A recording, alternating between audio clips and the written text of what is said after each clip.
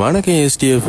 Chicken biryani mutton பிரியாணியாக சாப்பிட்டு போர் அடிக்குதுன்னு சொல்லி இன்னைக்கு நான் சாப்பிட வந்தது அந்த காடை பிரியாணி. ஸோ இந்த பிரியாணி நான் எங்கே ட்ரை பண்ண வந்தேன் அப்படின்னு பார்த்தீங்கன்னா நம்ம கஃப் ரோட்ல லொக்கேட் ஆயிருக்க தென்காசி சாரல்ல தான் ட்ரை பண்ண வந்திருந்தேன். இந்த பிரியாணியில் என்ன வருது அப்படின்னு பார்த்தோம்னா பிரியாணி ரைஸ் மேல ஒரு காடையை மர்டர் பண்ணி படுக்க போட்டிருக்காங்க.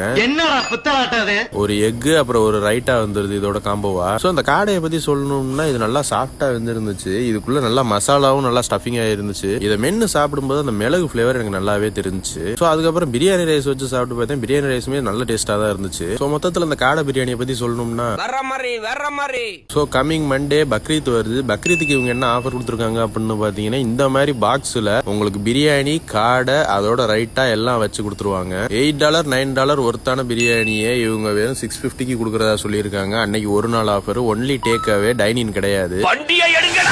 சோ அப்புறம் என்னங்க முஸ்லீம் ஃப்ரெண்ட்ட பிரியாணி கொடுன்னு கெஞ்சிக்கிட்டு இருக்காம நீங்களே போய் இந்த பிரியாணி வாங்கி சாப்பிட்டுருங்க. வீடியோ மறக்காம லைக் பண்ணிட்டு நம்ம பேஜை ஃபாலோ பண்ணிக்கங்க மக்களே. தேங்க்யூ.